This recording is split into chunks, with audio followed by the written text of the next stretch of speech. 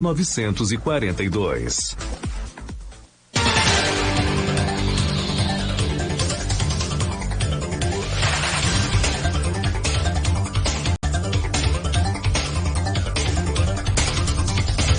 Folha FM 98,3, Campos dos Goitacazes. Começa agora o Folha no Ar, primeira edição, oferecimento Laboratórios Plínio Bacelar.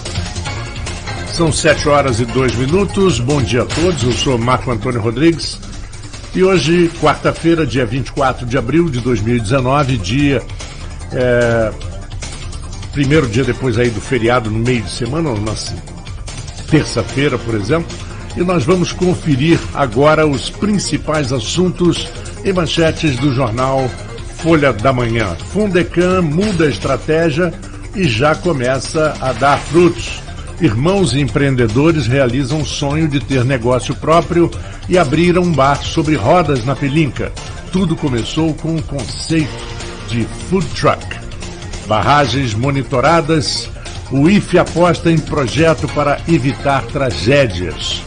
No ponto final, a quinta turma do STJ decidiu ontem, por unanimidade, manter a condenação do ex-presidente Luiz Inácio Lula da Silva, de 12 anos e 1 mês, para 8 anos e 10 meses. A Petrobras confirma que existe um vazamento de óleo na bacia de Campos. Acúmulo de lixo facilita a proliferação de Aedes aegypti. Homicídio em Campos. Em Guarulhos, violência faz a 42ª vítima na cidade neste ano. Zazal morre aos 54 anos, vítima de infarto. No tabuleiro político de Macaé já se desenha com 6 nomes. No Folha 2, mais uma grande atração no City Club Goitacá. Você nunca esteve realmente aqui, de Lynn Ramsey. O Folha no Ar, primeira edição, temos sempre a participação do jornalista Arnaldo Neto, editor-geral da Folha da Manhã, e de Aloysio Abreu Barbosa, diretor de redação. Bom dia a todos, bom dia Arnaldo, bom dia Aloysio. Vamos então comentar alguns assuntos importantes nesta quarta-feira, na Folha da Manhã. Bom dia Marco Antônio, bom dia Aloysio, bom dia nossos amigos ouvintes da Folha FM 98,3. Bem, acho que esse destaque aí do Fundecam é uma matéria interessante para a gente estar começando a abordar aqui, sobretudo na questão que está na fala do prefeito Rafael Diniz, que fala sobre a mudança aí no perfil do Fundecam. Que mudança seria essa? Ele deixa de focar somente nas grandes empresas. A gente conversou aqui sobre isso aqui várias vezes, de grandes empresas que pegaram empréstimo no Fundecam e não renderam lucros para a cidade, e começa a apostar no microempreendedor. O Brasil tem um... meio difícil o microempreendedor crescer no Brasil, né? Você não tem esse hábito de empreender como nos Estados Unidos, por exemplo. Exato, o empreendedorismo é muito forte. Aqui no Brasil não é tanto assim, mas começa a mudar isso. O que era bico, né? O brasileiro acostumado com bico começa a formalizar. E quando um fundo municipal, como é o caso do Fundecam, que tem vários exemplos ruins, já com grandes empresas, é alvo aí de uma CPI do vereador Jorginho, presidida pelo vereador Jorginho Virgílio, para investigar esses investimentos altos. E agora ele muda o seu foco e vai para o microempreendedor e começa a dar frutos. Realmente é algo interessante para a gente analisar, é algo positivo para a cidade. Bom dia, Aloysio. Vamos seguindo. O ponto final cita da decisão da quinta turma do STJ de reduzir a condenação do ex-presidente de 12 anos e 1 mês para 8 anos e 10 meses. Mas essa condenação é só referente ao triplex do Guarujá. Eu acho que com essa redução, o que essa redução implica em efeito prático? Você tem que cumprir o mínimo da pena, uma vez que você é sentenciado, agora o entendimento de segunda instância, para você passar a cumprir a pena. Então, para o seu cumprimento, ele se dá em relação, você tem que cumprir uma parte para você ter direito a benefícios como prisão domiciliar, né?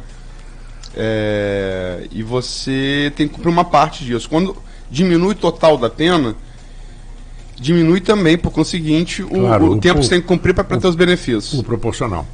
Então, em termos práticos, isso significa que, a contar só dessa condenação de Lula, do ex-presidente Lula, no caso do triplex, ele deve estar, porque já cumpriu parte dessa pena. Já está um ano preso, né? Está um ano, completou agora um ano em abril. Ele deve ganhar progressão de regime já agora, progressão em setembro desse ano. O problema, em relação à liberdade de Lula, ou quer dizer, a progressão de regime, que ele vai passar já a ter, poder cumprir domiciliar, que deve vir a condenação seguinte do caso do sítio do Guarujá. E aí complica, porque ele já não é mais réu primário. Então, é uma coisa, o que pode acontecer, e aí não vai nenhum desejo, nem contra, nem a favor, só estou tentando entender os fatos, né? Não estou falando de juízo de valor, não estou julgando. Muito claro isso. Né? Eu sei, mas é bom afirmar. O que pode acontecer é de novo ter aquele problema de, quer dizer, se vier uma condenação no sítio do Guarujá, já veio de primeira instância, mas como eu falei inicialmente, é a segunda instância que você passa a cumprir, né? É verdade. Então, se vier e deve vir, espera que venha, como você falou, já foi condenação à primeira instância. E mesmo para quem defende o presidente Lula, sabe que o sítio do Guarujá é um processo muito mais eivado de evidência do que o do triplex, né? Então podemos ter aquele de novo, aquela coisa, aquele drama que marcou ali no ABC, ali nos sindicatos metalúrgicos, né? De novo podemos ter aquilo. E há que se pesar qual vai ser o impacto de Lula, porque, querendo ou não, é um líder, goste ou não dele, é um líder popular. Muito popular, muito forte. E um orador que fala a linguagem do povo, né? Então, o peso que... Imagina Lula numa reforma de previdência dessa. Quer dizer, porque tudo isso está acontecendo no país, Lula não pode dar entrevista, está preso. Lula no cenário, ele muda, gosto ou não dele, não estou falando de juízo de valor de nada. Eu tenho admiração por qualidade dele, tenho críticas a determinadas coisas. Para mim, eu acho que gosto muito da frase de Ciro: Lula não é Deus nem é o diabo, né? Como nenhum de nós de resto né? Somos todos humanos. Mas enfim, muda completamente o cenário. Completamente. Mas você falou um ponto aí importantíssimo, que as pessoas, principalmente as pessoas que são fanatizadas, vamos usar essa palavra, pelo Lula, usam que ele é sempre inocente, quer dizer, ninguém analisa, né? O caso do sítio tem na mídia desde 2006, 2007, matérias com a família dele no sítio. É o meu sítio, foto dele com um quadro dele, do retrato dele atrás, no sítio. Eu acho que os pedalinhos do Jornal Nacional, os pedalinhos da do Globo, Jornal que Nacional. hoje Gente, hoje... a revista Caras cansou de fazer ele no final de semana. Você tinha artigo de necessaire, uma coisa muito íntima de cada um, todo mundo. Tem seu perfume, seu desodorante, seu escova de dente, sua pasta. Todo mundo que tem sua bolsinha, né? Uns botam em plástico. De necessidade da família toda, não só do presidente Lula, mas da família toda dele no sítio. Não, o interessante é que os pedalinhos que a Globo mostrou no Jornal Nacional, na matéria extensa do Jornal Nacional, quando revelou essa ligação, né? E hoje demonizada a Globo pelos eleitores de Bolsonaro. Antes era pelo do Lula. Antes era golpista, agora é comunista. Comunista, exatamente. Como que muda também, né? É que o Marco falou também, quer dizer, os fanatizados, que tem os fanatizados por Lula e tem os fanatizados anti-Lula. Anti-Lula, tudo. É muito engraçado que quando as pessoas... uma religião, né? Quando as pessoas te acusam, por exemplo, de ser contra o Lula, já te acusam de ser bolsonarista. E vice-versa, né? Se você é contra o Bolsonaro, não significa que você seja do PT. Ontem eu folguei à tarde na redação da Folha, fiquei em casa, acompanhei um pouco da CCJ.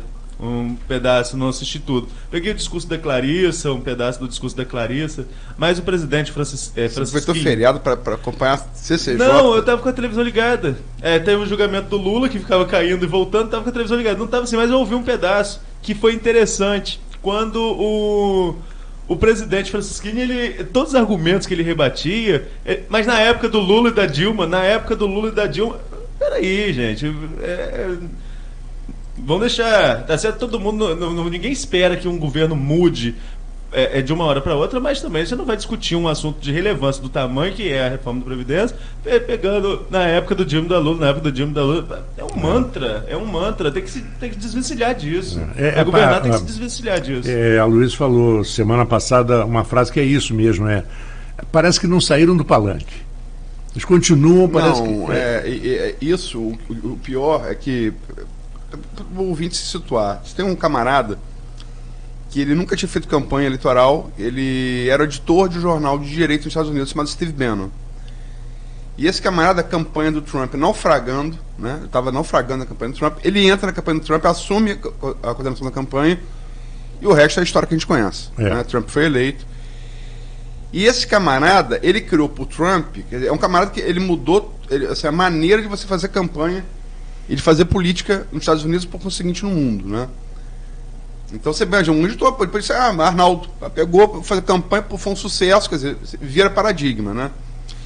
E uma das coisas que ele prega, eu estou lendo o livro acabando de ler o livro do Bob Eduardo, que é um dos jornalistas que desvendou o Watergate, que gerou o impeachment, não, a renúncia do ex-presidente americano Richard Nixon para não ser empichado. E ele fez um livro grande sobre Trump, então ele desce muito, muita informação, é um grande jornalista, inclusive indico o livro, né? E ele fala do Steve Bannon, que é uma coisa que ele criou, que é operar em modo campanha no governo. O que é o normal? É você ter uma campanha acirrada e você aí mesmo, aí vira Fla-Flu mesmo, acabou a campanha, quem perdeu liga para quem ganhou, cumprimenta, panos quentes, agora vamos governar. Né? É o tradicional, o que sempre houve. Mas o Steve Bannon criou uma coisa que é operar no modo campanha. Ele não sai do palanque. O Trump é assim. E me parece que o governo Bolsonaro tem essa característica. Que não é, veja bem, uma coisa. Ele não é uma coisa casual, é doloso. É pensado para ser assim, entendeu? A partir de Steve Bannon. A gente sabe que o Eduardo Bolsonaro, deputado, já se reuniu com o Steve Bannon, né? Sim. Nos Estados Unidos. Ele é fã do Steve Bannon. O Olavo de Carvalho, que finalmente o governo botou o maluco no lugar dele, também se reuniu com o Steve Bannon. Quer dizer, o Steve Bannon não é só uma referência pelo que fez na campanha do Trump. Ele é uma referência porque parece que a maneira como ele pensou em pensar um governo em termos publicitários está aqui presente aqui no Brasil, né? É um livro que eu indico para todo mundo ler, né? Esse repórter, esse jornalista, repórter na época, Bob Woodward, né? Ele e o outro que era o Carl Bernstein. Tá vivo. Os dois estão vivos. É uma cabeça branquinha, mas estão vivos e bem. Né? E tem um prestígio muito grande, viajam aos Estados Unidos inteiros com conferências e palestras. E foi exatamente uma linha de onde saiu muito o jornalismo investigativo político nos Estados Unidos. Muito saiu disso aí, né? Tem uma fonte famosa que é o Depp Throat, né? Depp Throat, que morreu há pouco tempo. Há pouco tempo. Só depois que ele morreu se revelou quem era. Né? E morreu assim meio demente e tal, teve um Alzheimer forte. Era uma fonte ali da inteligência dos Estados Unidos, né? E ele abasteceu os dois de informações. Depp Throat é porque tinha um filme pornô famoso na época, Garganta Profunda. E aí ficou o nome do cara, ficou Depp Throat. Mas é uma frase famosíssima e que também serviu muito como para Lava Jato aqui no Brasil, follow the money, né? Siga o dinheiro. Siga o dinheiro. Você seguir o dinheiro, você chega no grande criminoso. E tem aquelas pessoas que dizem assim, você quer acabar com aquele tipo de crime ali, com aquele negocinho ali, interrompe o dinheiro. Se o dinheiro não chegar, para. Mas eu falo seguir o dinheiro porque o dinheiro deixa impressões, o dinheiro circula. Né? Principalmente hoje em dia. Não, mas desde ali, estamos falando anos 70, né? Não estamos falando anos 70, que já ele deixava, né? Já deixava porque já estava começando também a informatização dos bancos e já se sabia de depósitos que eram transferências. Não como hoje, mas já se fazia muita coisa. Mas essa frase famosa da fonte, que é o Depp Throat, para orientar os dois repórteres, e chegaram a prensar um presidente para pedir renúncia, dos Estados Unidos, né? É uma frase que é muito aplicada, foi aplicada na Mãos Limpas na Itália, na Operação Mãos Limpas, e depois na Lava Jato, né? Seguiu o dinheiro. Follow the money. Exatamente. Mais algum assunto? Nós vimos aqui as matérias que não estão na primeira página. Né, só concluir aqui, já que falei um pouquinho sobre a CCJ, né? Agora que eu fui pesquisar, porque ontem eu não assisti a sessão toda, só assisti uma parte, mas saí, voltei depois de 11 horas, liguei a televisão e continuava a reunião do CCJ. Foi aprovado pela CCJ a reforma ontem e segue aí para a comissão especial que vai analisar. É uma matéria importantíssima para o país, que influencia na vida de todos nós que estamos aqui no estúdio, todos nós que estão nos ouvindo também. Nesse formato que ela foi aprovada na CCJ, dá uma economia de 800 bilhões. Isso. Não é isso? Isso. 800 bilhões. Mas temos aqui matérias dentro do jornal importantes. A Petrobras confirma que existe um vazamento de óleo na bacia de Campos. O Arnaldo... E também sobre o acúmulo de lixo que facilita a proliferação de Aedes aegypti. Essa questão do vazamento é mais uma para a gente voltar a discutir. A gente já falou sobre isso aqui, a questão de royalties, né? Para que serve, por que os produtores recebem royalties? Então, justamente para casos como esse, mais um vazamento de petróleo. A gente registrou um outro há pouco tempo aqui. A gente sempre vem falando sobre essa questão de vazamento de petróleo. E agora, na edição de ontem da Folha, a gente estava vendo um novo sistema que está já em funcionamento para monitorar isso de forma mais eficaz. Então, agora a gente vai ter ainda mais informações com relação a vazamento de óleo. E o outro assunto que você levantou, acho que é importantíssimo, essa questão do lixo, do acúmulo de lixo. Porque a gente, quando eu falo sociedade de modo geral, a gente cobra demais do poder público, e tem que ser assim mesmo, a gente tem que cobrar, mas a gente tem que fazer nossa parte também, né? Não adianta a gente querer que o poder público... Aqui em Campos, nós da Folha já flagramos casos da prefeitura, no caso, a empresa que presta serviço para a prefeitura, não defendendo a prefeitura, indo lá fazendo o seu serviço, que é pago para isso, limpa uma rua. No mesmo dia, nossa equipe passou com gente jogando carrinho de lixo lá no local, né? Melhor de Campos é o campista. Foi a indagação do Manchete. Justamente. O melhor de Campos é o campista? Pois é. Quer dizer, se você não faz ali a sua parte... na Beira Rio, né?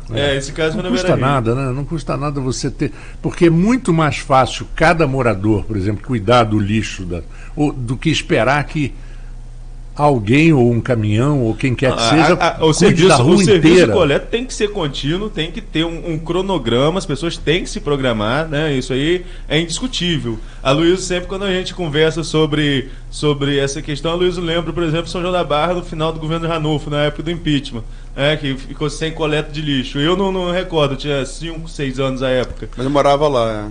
Aí a Luísa sempre lembra do caos que é a cidade sem coleta de lixo. Isso é um ponto que não está em discussão. Agora, que as pessoas também têm que acompanhar esse cronograma e se programar para não prejudicar a cidade, isso aí não... Eu lembro também que meu cachorro adoeceu por conta disso. Insalubridade, né? Você morava em Itafona e Arnulfo estava um governo muito conturbado e depois teve impeachment, o vice assumiu, era a família Mansur. Edinho Mansur. E eu me lembro disso, lixo acumulado, né? Quer dizer, uma semana sem lixo, ver a questão de salubridade, né? Caso de saúde pública mesmo. E Aloysio, você que é um cinéfilo, no Folha 2 fala sobre mais uma atração no Cineclube Goitacá. Você nunca esteve realmente aqui, de Lynn Ramsey. Eu não vi esse filme, é um filme com Joaquim Fênix, eu não vi quem vai apresentar... Aliás, é um grande ator, né? Diga-se de passagem. Ele é irmão do River Phoenix, que era o... Morreu com 20 e poucos anos. Speedball, uma mistura de cocaína com heroína e ele morreu, overdose. Mas o River Phoenix talvez fosse quem ocupou o espaço vazio com a morte dele foram justamente o Brad Pitt e o Leonardo DiCaprio. River Phoenix seria o galã dos anos 90 em diante. Ele é preparado para ser, era bom ator, era um cara bonito, muito bom ator e excelente ator desde menino. Ele foi, acho que não me engano, indicado para o Oscar de coadjuvante por The Mosquito Coast, que é um filme com Harrison Ford, né? Faz o pai e o filho, ele era adolescente. Tem aquele Stand By Me também, Conta Comigo, ele dos anos 80, que ele também é menino ainda e está muito bem no filme. Ele chegou a ser comparado ao James Dean, né, por um pouco da rebeldia e pela beleza física. Então quem ocupou esse espaço vazio deixado por ele foram o Brad Pitt e o DiCaprio, que são hoje os dois maiores galãs de Hollywood, né? Estamos aqui recebendo o Dr. Marcou Salem aqui, chegando aqui no programa. Bom dia, Marcou. Mas eu não vi esse filme. E vai ser apresentado hoje, eu não vi. Mas eu não vi o filme. Talvez até aproveite se me liberaram na redação. Se te liberaram, né? Me liberaram na redação pra ver, eu não vi. Mas esse Joaquim Fênix é irmão do River Phoenix, né? E ele acho que é a partir do filme Gladiador, do Ridley Scott, que com Russell Crowe foi muito conhecido, né? Ele faz o antagonista do herói do filme, faz o vilão do filme. Ele passou a ter mas já filmou com o Woody Allen também, é um grande ator, como você falou, um grande ator. E o trabalho dele como Johnny Cash, muito bom, no filme Johnny and Judy, sensacional. Ele encarnou o Johnny Cash, cantou, ele fez a voz no filme, salvo algumas gravações que foram usadas e tal. Mas sensacional o filme. Bom, vamos seguindo então. Ele tem uma característica também, ele teve quando criança lábio leporino. Ele tem até hoje aquela marca aqui da cirurgia. Nós vamos agora a um pequeno intervalo, são 7 horas e 23 minutos, com o Folha no Ar, primeira edição. Quando voltarmos, teremos aqui o nosso convidado de hoje, o Dr. Marcou Salem. Vamos seguindo e voltamos já. 2019 inicia